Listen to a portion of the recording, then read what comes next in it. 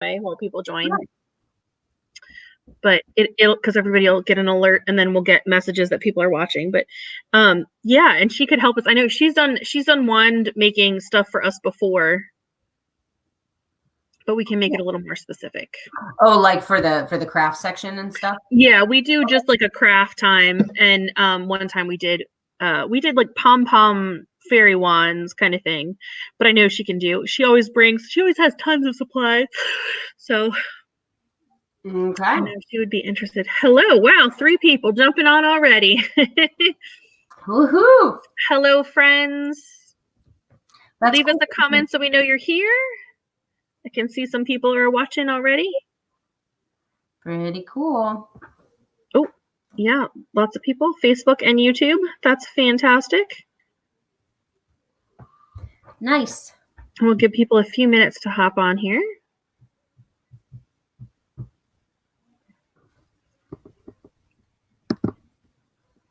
This is going to be pretty cool. You were getting ready to ask me something. Were you getting ready to ask me something about book 5 or something? I don't remember. I started talking about the party. Yeah, and just the 15-year anniversary of the but I was saying we need to plan the party. It's going to be pretty cool. But yeah, the book is coming along. We are working hard on the cover, and as well as just it's been really awesome to be back in Maude's world. That's for sure.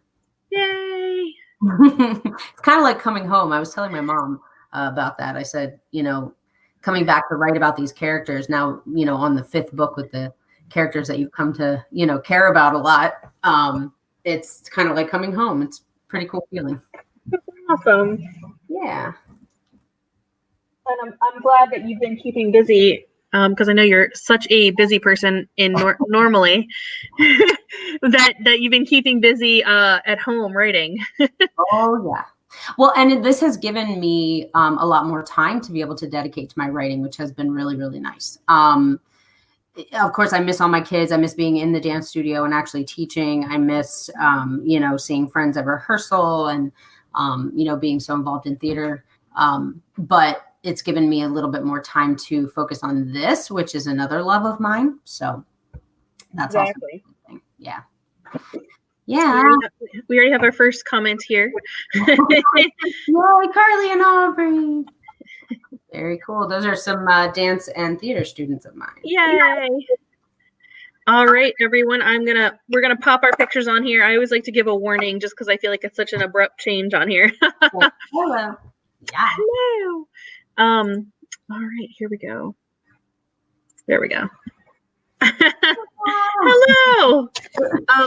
I am Liz from Capra Coast Books here in downtown Bel Air, Maryland, and I am ecstatic to present author Becky Titelman here, and we are talking about Wonky Witch Book 5. all 5 books. But not only that, I will say you have many, many books. You're a very accomplished author. This is actually book 10, which is pretty cool. That's even better. Yep. And you've got all kinds of things. I know a lot of Christmas stories. And I feel like and your other newest one, It's Dog's Life, which is great. I know we celebrated that before all this. It feels like both really long time ago and also not that far. I know. And we had a sweet puppy here for your for that launch. That was a lot of fun.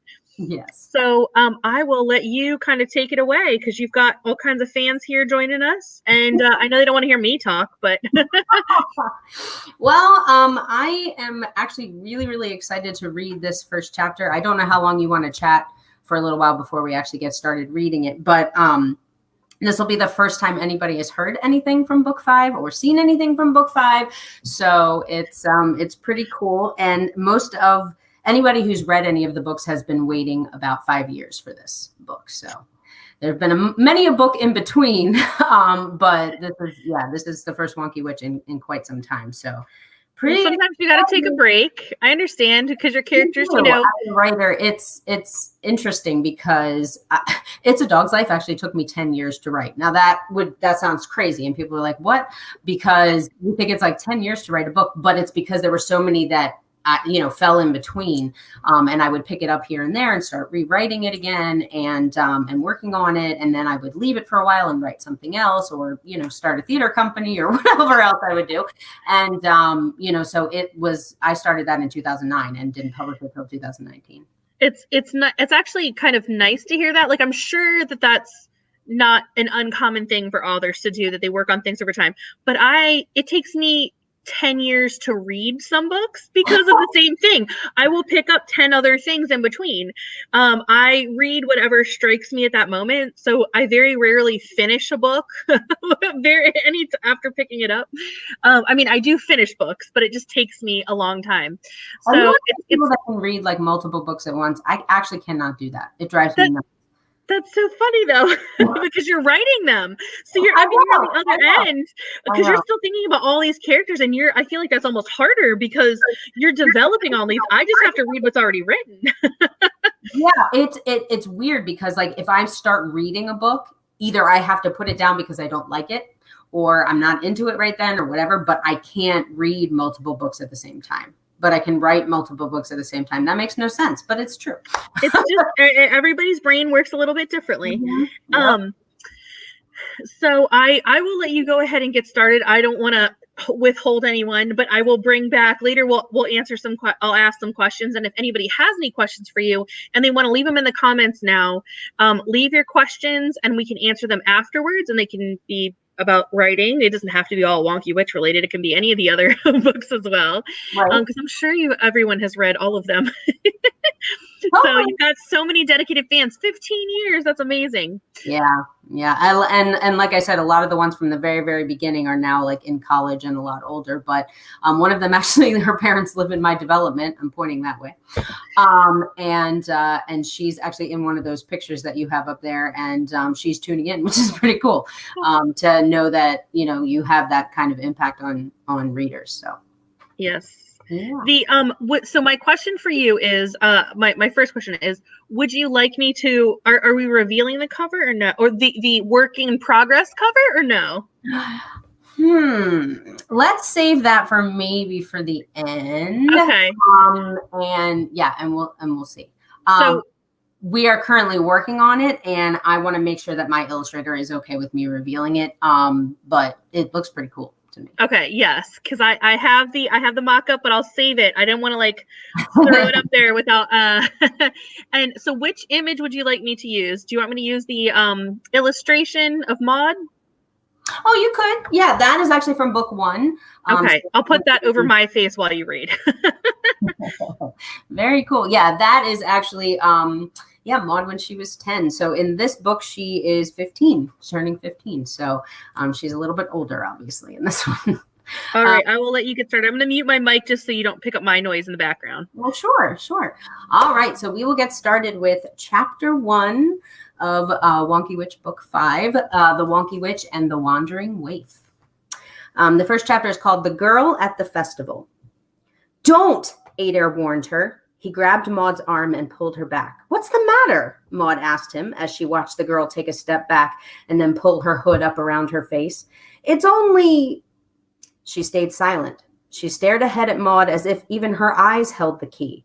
She had finally found Maude Sinks at the festival, just like he had said. This is the part where you tell us your name, Maude urged her. The girl looked across the festival grounds. There were too many people milling around. She couldn't tell them her name, not here. They needed to go somewhere private. Meet me at the cave, she replied. Her eyes darted over to look past Maude's shoulder to watch a young first-year abracadabra student run over to hug a friend by the next booth. The cave? You mean Ced's cave? Adair whined, shifting the tentacular treat plant to his other arm. Maude looked back at the girl, a confused expression spreading across her face. You want us to go to the cave? Why would we need to go there just to learn your name? She inched closer to the girl so they wouldn't be heard. That cave is across the Serpent Sea. We can't just go there. It's a long journey. The girl looked back and forth quickly from Adair to Maude.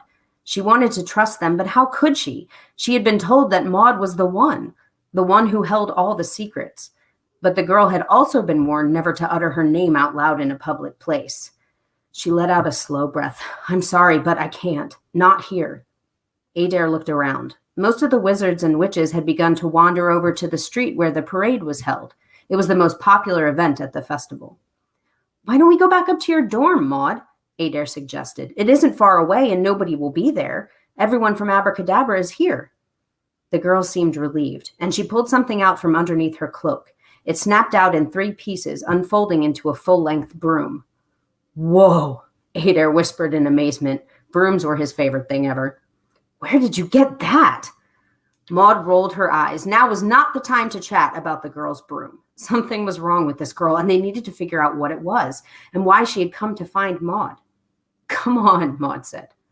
The girl had handed her a worn envelope a few moments earlier, and Maude stuffed it into her inner robe pocket and waved them over to the landing pitch.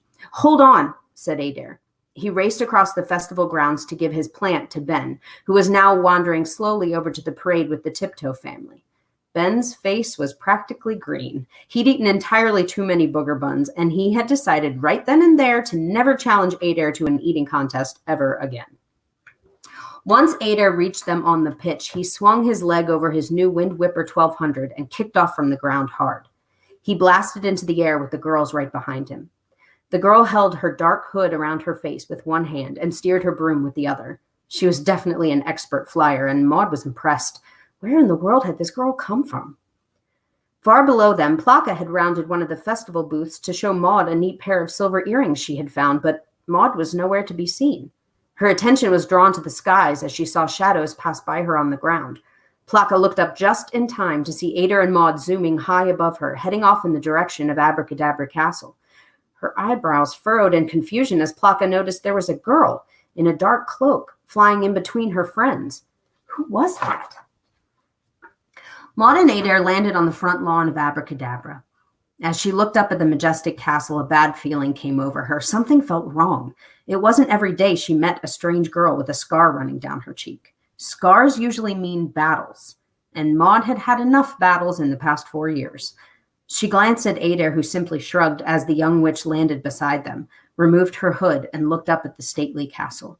"All right, we're here now," Adair said impatiently. He wanted to know what this was all about just as much as Maude did. "Come on." The two friends hurried across the lawn with the girl right on their heels. Maude kept her eyes open for any teachers who might still be packing up their classrooms. All she needed was to have to explain why they were bringing a stranger into the school. Once they reached the stairwell and were climbing quickly up to Maude's 4th-year dorm, Adair stopped at the top of the stairs, causing Maude and the girl to run into him. He pushed them back and then peeked around the corner. "Mirren's coming this way," he whispered. "He must be doing his rounds." A sleek black cat paused in the middle of the hallway, lifted his back leg, and then began a luxurious and long tongue bath. The girl put her hood up and slowly leaned past Adair and looked down the corridor. The cat had a small pouch tied around its neck that clinked every time he moved his head. "You know that cat?" the girl asked. "He's our friend, Mirren," Adair whispered. "You're friends with a cat?" "Cats are friends to no wizard. They are lone creatures, depending on no one but themselves." "Not Mirren," Maude replied with a small smile.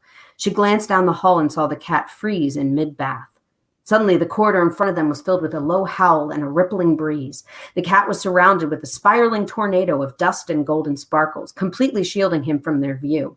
The 3 of them pulled back, covering their eyes with their sleeves until the dust finally settled. Then the girl let out a gasp. Standing there in the middle of the hallway, clad in his usual navy blue wizard guard robes, was a tall man with broad shoulders and a sharp jaw.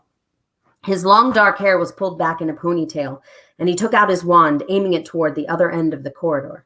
Assuming dueling stance, he slowly inched his way down the hall, away from Maude, Adair, and the girl. Adair breathed a long sigh of relief as Mirren turned the corner, and then he disappeared from sight.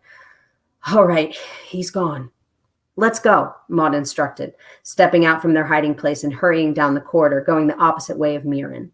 When they reached Maude's dorm room door, Maude flicked her wand, said the security spell, and then she let them both in quickly.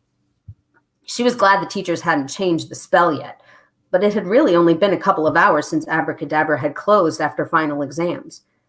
Adair went over to the couch and sat down slowly, and Maude started the fire in the hearth. Her main room was a little chilly, even though the weather outside was warm and beautiful. Maude had been so excited to begin summer break with her family and friends. This was the last thing she expected to happen during the Wizard Festival. The girl stood close to the fire, watching it crackle in the stone fireplace. She was silent. She didn't know where to begin. Maude went over to Adair and sat next to him on the arm of the sofa, anxiously waiting for the girl to finally speak. After a few moments of awkward silence, Adair cleared his throat. Maude inhaled deeply. Okay, so what is it? The girl turned around very slowly, eyeing Maude and Adair intently. What is what? She asked. Your name, Adair said in exasperation. Did they have to spell out everything for this girl? Any minute a teacher could come in and demand to know what they were doing. You couldn't tell us out there, remember? He gestured toward the window. Yes, Maude said to her, standing up and walking over to her. Maybe they were going about this the wrong way. You said if we went somewhere private, you could tell us. Please, what is it that I can help you with? Tears pricked the girl's eyes, and she faced the fire once again. There was nothing left for her to do but tell them. She had traveled for so long and come so far. Maude looked at Adair, her face showing true concern for this girl. It's Aubrey, she said quietly, her back to them. Maude thought for a moment and shrugged at Maude. Why would the name Aubrey cause this girl so much worry? It was a pretty name. There was nothing evil or scary about it. Maude stepped up beside her and placed a hand on Aubrey's shoulder. Hello, Aubrey. It's nice to meet you. Well, officially, I mean. I'm Maude, and this is my best friend, Adair Tiptoe. Aubrey tried to smile at Maude, but she couldn't stop the tears that spilled out onto her cheeks. You said I'm the only one who can help you. Aubrey still said nothing. She was trying to figure out where she needed to start. Who wrote me this letter? Maude asked Aubrey, pulling the well-worn envelope from her inner robe pocket. She hadn't even gotten a moment to read it. Right, the letter. Aubrey wiped the tears from her face. The letter would tell Maude what she and Adair needed to know. It would all make sense soon, and then Aubrey could finally go home, with Maude's help, of course. You should read it, Aubrey said with a nod. It will explain a lot better than I can. As Maude began to open the back flap, Aubrey grabbed her hand, crinkling the paper. But show it to no one, she whispered sharply. No one else can see it. Maude looked up at the girl's worried face. No problem. I won't show it to anyone. I promise. Aubrey kept her hand on Maude's, and she stared intently into her eyes. Could she really trust this girl? Really, Maude said, trying to reassure her. I won't let anyone else read it. Maude? There was a heavy knock at the door, and Aubrey jumped, her fist closing tight around the letter. It's okay, Maude said to her, trying to calm down her own hammering heart and pull the letter out of Aubrey's grasp. It's just Plaka, my roommate. Aubrey's eyes flicked over to the door, and she began to shake nervously. It's really okay, Adair said, starting for the door. No, Aubrey yelled. Adair? Maude? Came Plaka's voice from outside the door. Are you guys okay? I'm coming in. Now it was Adair's turn to yell. No! The letter was ripped out of Maude's hand, and she gasped. No, Aubrey, it's okay. No one will hurt you, I promise. The next few moments happened so fast. Aubrey tugged out her wand from her robes and swung it around her head. In a bright flash, she was gone. Maude stood there by the fireplace, grasping at only air, when Plaka fell desperately into the room with Tertain and Zoe at her heels. Plaka, no! Maude yelled. What happened? Are you guys all right? Plaka asked, hurrying over to her best friend and grabbing her shoulders. Adair hung his head. Now they would never know why Aubrey had been searching for Maude. Plaka said some girl was flying with you from the festival, Tertain said as she and Zoe came into the room, their wands drawn. Who was it? Zoe asked. Maude breathed deeply and looked over at Adair in utter disappointment. We don't know. End of chapter 1. That's fantastic. Thank you so much for sharing that. I really loved it. And I love, of course, I was like, wow, she reads so well. Well, of course, with theater, you're going to read. Like because I've had some authors who are not the most, enthusiastic readers. So, here, I'll switch this back. Well, it's fun too, because I always am picturing the scenes, like almost like a play in my head anyway. So yeah. That's fantastic. You definitely, of course, write very well. And I was funny because I was thinking about, I was like, wow, I love all these names, because you've come up with all these names, and then you're asking a character what their name is. And I was like, wow, it just keeps going. We're talking about names. Like, you read my mind. I love really like coming up with really fun names or really unique names. Maude's is the only one that's pretty normal, and that's per her character anyway, but she's kind of the underdog, kind of the plain one. But that's kind of her character. So all of her roommates and kids at the school and teachers all have really cool names. So, well, I mean, I think even hers is one of those ones where it's not one that you hear all the time. So it's still nice because it's, was one of the things that I was considering when I had my daughter was I wanted a name that was not extremely unique, and then I didn't realize how unique it was. Her name is Calliope. So it's a little more unique. Like, I didn't realize not as many people would know it. Well, we've got a few more shout outs I will throw up here. We've got our friend Megan over at Love Evolution. Here's Calliope now. We've been enjoying your books. Yay. And my friend Laura, I call her my friend. I don't think we've ever actually met in person, but she follows all my videos. She's so wonderful. Oh, yeah. So it's great that she joined us today. So if anyone is watching and has any questions for Ms. Titelman, please, by all means, leave them in the comments and we will share them. But I wanted to ask, I mean, you kind of already gave us a little bit of an idea. You said this is the 10th book that you've written over 15 years. Yep. And it's been 5 years since the last Wonky Witch. So 4 or 5. It'll probably be going on 5. Yeah. Okay. So I know. Thank you so much for that amazing preview. So, what got you started in writing in general? Oh my gosh, I have actually been writing since I could read, pretty much. I have all these little books that I wrote when I was little. Actually, my mom and I both kind of kept some. And then, once I started doing school visits and kind of talking about my writing and publishing and everything, she gave me what she had collected and I had what I had collected. But I used to use stickers for the pictures and write these little stories. And then as I got older and I kind of was writing what I was reading, so like the level at least. So, I was writing picture books like in the beginning, and then I started writing, pages that had pictures next to it, but it was like big pages. And then I filled an entire, those black and white composition books with one whole book that I wrote. Took me from 4th grade to 8th grade to write that one.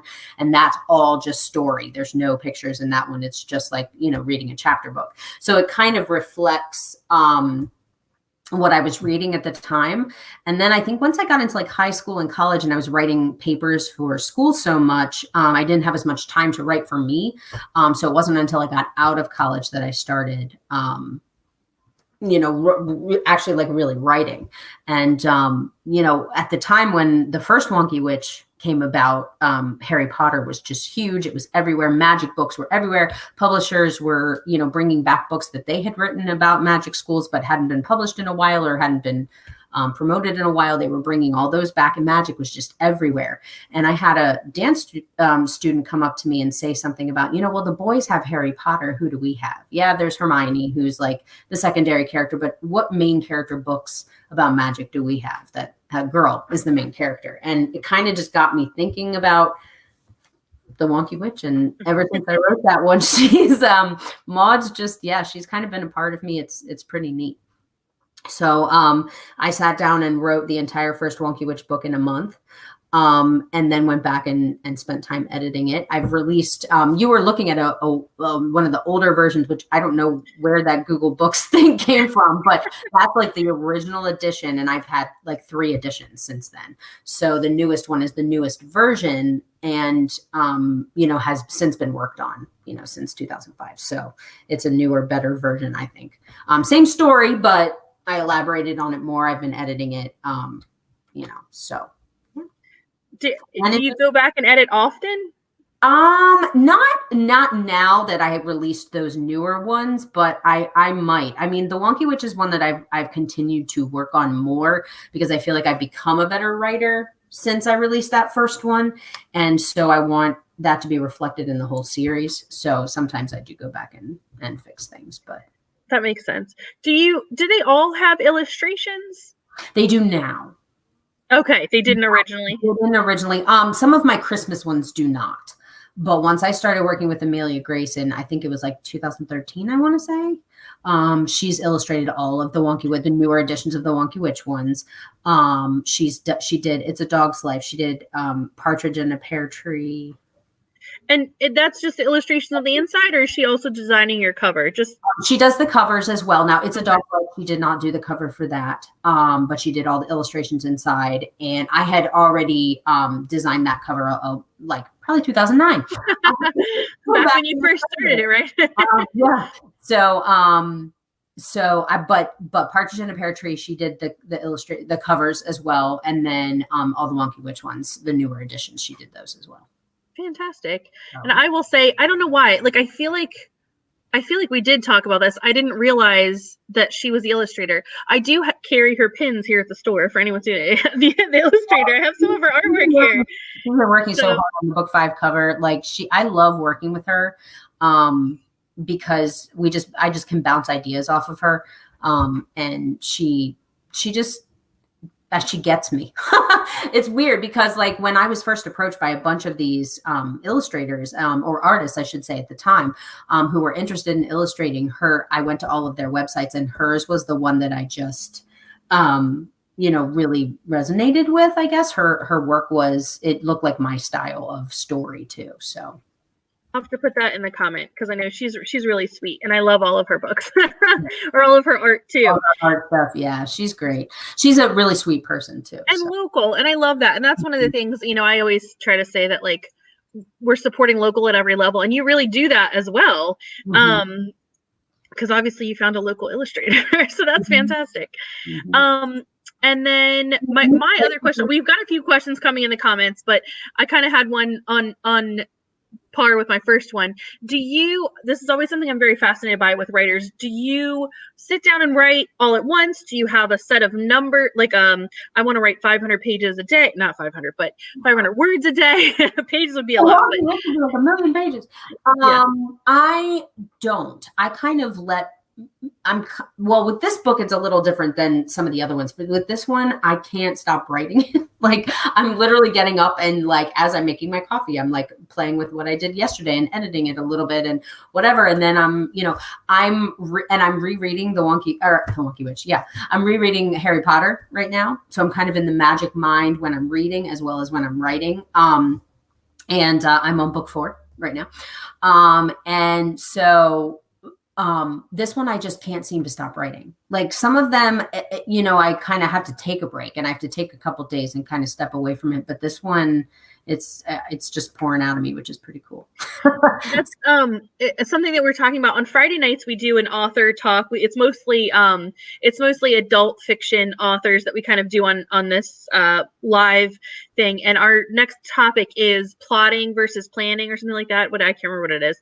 And it sounds like you're the kind of person who just sits down and writes. You don't necessarily do an outline or character development. I get asked that question a lot. Do you outline? I don't at all. It's totally, and people are like, how do you do that? I know what I want to happen. I plan for that, what I want to happen. And then I just kind of let the story kind of tell itself and my characters kind of play, and get there. Because the craziest thing is when I was in school, I distinctly remember this in 8th grade. My teacher had us outline whatever we were writing about. I can't remember what it was. Outline it, and then we had to turn our outline in. And then when we turned our actual paper in, she was taking the outline and looking at whether we stuck to our outline with our paper. And I had found out some really cool piece of information that I thought would really make my paper. It would really define my point, whatever it was. And she told me I wasn't allowed to put it in there because it wasn't on my outline. So I've been like anti-outline for like so long. But because I feel like there's some things that I wouldn't have found and some pieces of the story that wouldn't have come about if I outlined it all out and just stuck to that. So I really like just letting my characters kind of tell the story. And I know that it's always it's probably a question that all authors get a lot, but it's always one that I'm interested in because it's always the answers are always so different. And I admit I'm the person who I like outlines and I'll outline 10 times and add things, but I agree you should always be able to add things because an outline is a very rough, I just need to see a general map and then I can understand everything where it's going to fit into place. But I've interviewed authors, I'm not a writer, but just whenever I do write it. But hearing other authors say like, okay, I have a general ending, but I just kind of let it flow. Like, that's so interesting to me because I just, I don't think that way. It would take me forever to get anything done. So I'll read some of these questions on here since they're coming in pretty rapidly. Oh, okay. So the first one, Carly here. Okay. Are you planning on continuing the Wonky Witch series? Oh, yes. It's going to be 8 books. So this is, this is book 5 that's going to be released in October. And so it's going to be 8 books. And actually what's going to happen in the 8th book could spin off another like trilogy or something. If I wanted to. It would be really neat to see the outcome of like in other words, like what's going to happen at the very, very, very end of book 8. If I just left that would be fine, but it'd be really cool to see what happened after that. So that's another amazing thing. I mean, in a way, you've mentally outlined because you know that it's 8 books and you're on 5 now. Like, you know that far ahead, that ending. I can't imagine thinking of breaking down the individual endings without having a map in my mind. So good for you. I'm glad you've got it. So the next one here is not a question, but a comment. Oh, that's Becca. And so I thought this one is perfect. I feel like it nails the idea of outlining and what outlines it would be. I know this question is for you, but I will say, I think, well, you got, what house are you? Do you know? I actually don't know. I don't know. I know that I don't even know how you find that out. Is it like a quiz online or something? Yes. Yeah, I've never done that. So I guess I need to get on that. I have never done that. Every time I've taken a quiz, I think it's totally right. And I think this says a lot about outlining. I don't know. I just feel like it makes sense. I'm a Gryffindor. So this is pretty, like, you've got a plan, but you keep going. Right. Ravenclaw. she needed to pipe in. Yes, very opposite. Yeah, I actually should look that up, but I have not. All right. And here's another one.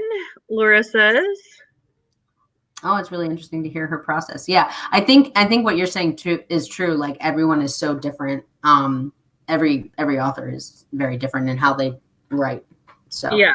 And it probably depends also on what type of writing you're doing. Like, if you're a nonfiction writer, obviously you're going to have a ton of like a ton of reference books and references, that you're going to have, the things you're going to have to look up to be able to add to your points. So exactly. Like I said, I would write it all down. And that's the other thing is things have changed so much in 10 years, 15 years, things like just talking about technology. I mean, I know that the Wizarding World doesn't have the same technology, obviously, necessarily, but you could have tie-overs and things that are happening here. Right. So I'm just going through all these comments here. Do you have any advice for aspiring authors? Never stop editing.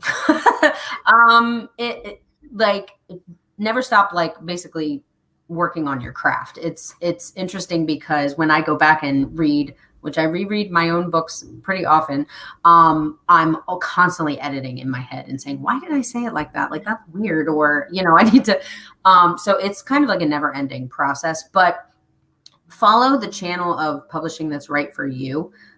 Because I think that with technology, like, publishing has changed so much. And there's even like mainstream, like, big publishing house authors that are now self-publishing because it's all, they have control over so much more. So I think, just keep writing. Don't stop. It's fun. It's so interesting that you go back and edit, only because I don't know, like I would be too critical, I feel like. And like you said, you've done three iterations of the first one, editions, and I feel like there's got to be a point where you don't. Yeah, and I mean, I think with the first one, it'll always be the one that I am most critical of. It's the smallest of the Wonky Witch ones. Not that, like, the amount of pages really matters, but like I feel like there's more to the story sometimes. And so I think that's why I've done different editions of it. Okay. Sorry, I just have a customer who keeps coming to the door, so my daughter's telling her we're doing a live. Not somebody who's doing donations, because we do donations. So everybody's cleaning out their house right now, so they're dropping everything off. So I have a big stack of stuff out front. Yeah, so I'm just trying to make sure that she's taken care of. But I think I have books I can give you too, by the way. I'm here. By the way, I'm going to use this. Well, first I'll read this last comment, and I will say, Aubrey and I definitely think you're a Ravenclaw, she says. I wonder why that is. Like, I don't remember what the difference. Studious. Oh, maybe. Yeah. I mean, I was definitely a student. But I feel like even, like you said, editing yourself and going back and like wanting everything to be a certain way. Yep. Studious is probably a nice way to say. There's a lot of people who, like that they're generally known for being very detailed. Right. Like I would, not that I'm like, I don't really even know, I would say extreme amounts, but like I feel like Hermione could almost be Ravenclaw with how like how studious she is. Studious she is. Do you know what I mean? Like very much has to know the right way to do things, and that's my interpretation of Ravenclaw. Making weird noises. So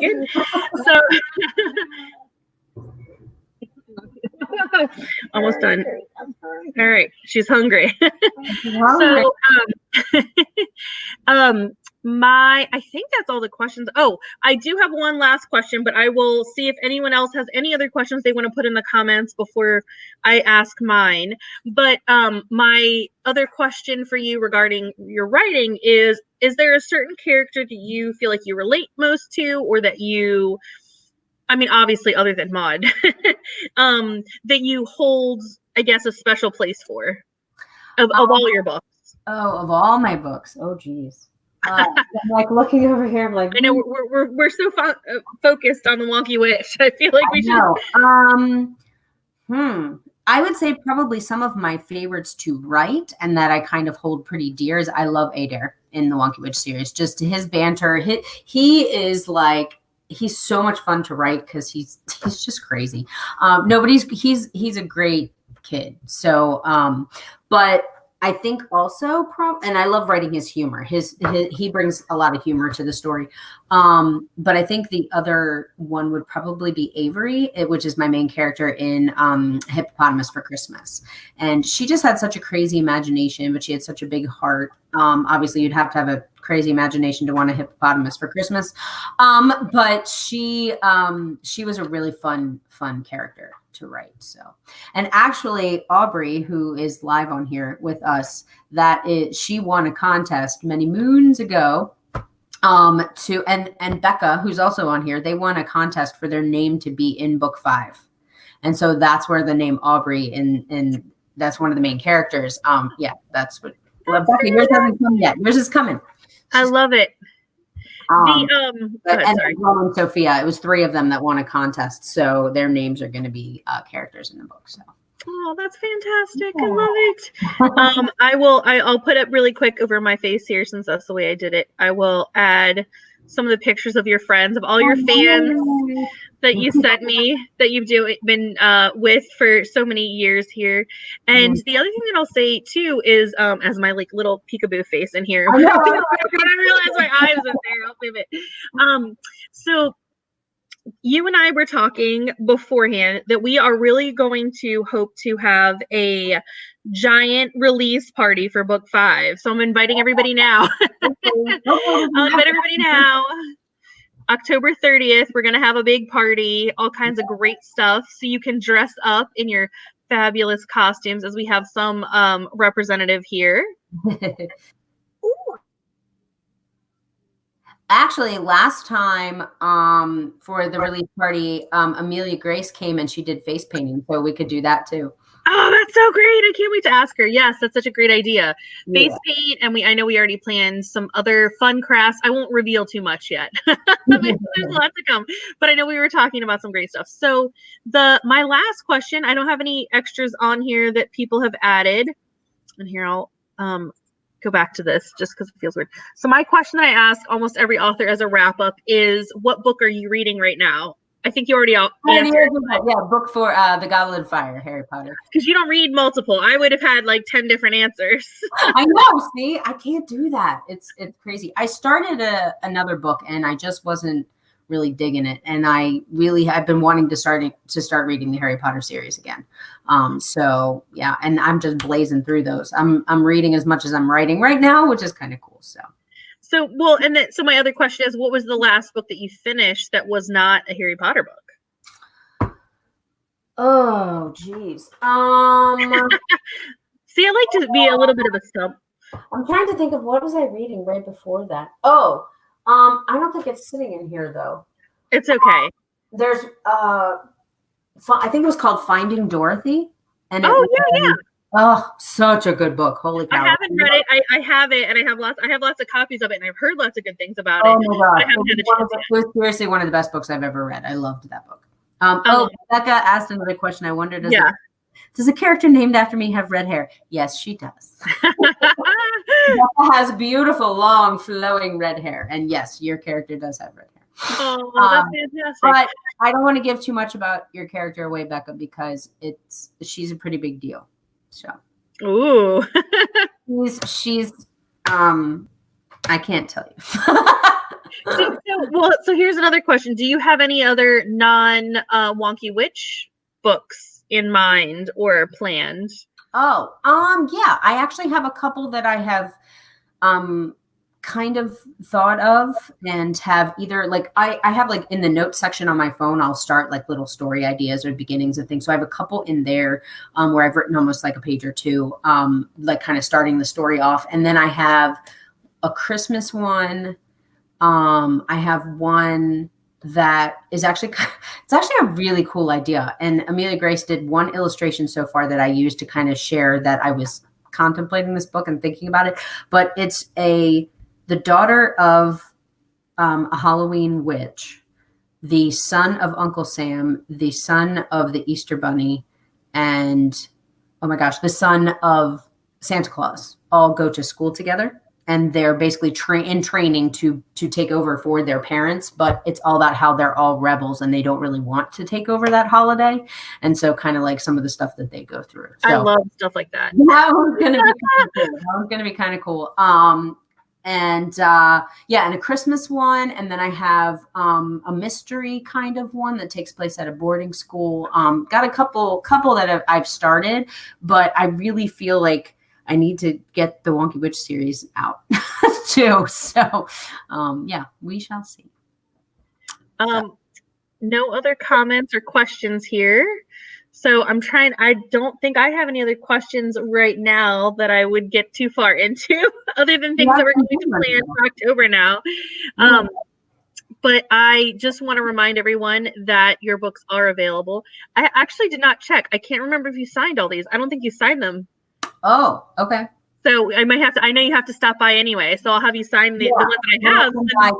I'll sign those. Yeah. Yeah. So they are available on www.capricoastbooks.com if you don't already own them.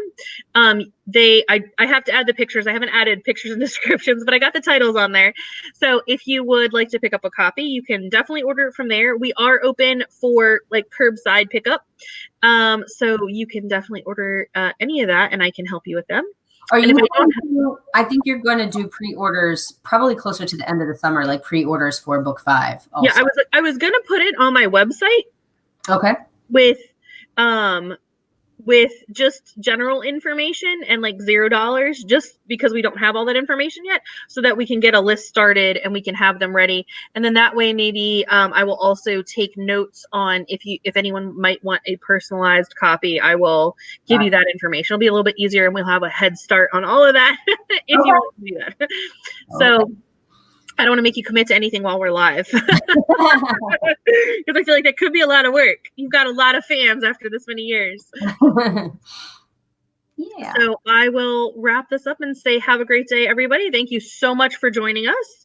And this will be left on our YouTube. So if you want to go back or you want to share it with any friends, they can check it all out there and all of our other videos. And we'll probably do another chat sometime in the summer to to reveal a little more, or possibly go back and read chapter 1 again. Or read some of the others. Yeah. Well, again, I don't want you to give away too much. I want to read it. I know. I was gonna say, I don't know if chapter 2 gives away too much, but it might. It might give a little. Oh, no, maybe not. Yeah. All right. Well, have a wonderful day. Thank you again so much for joining us. Thank you for having me. I appreciate it.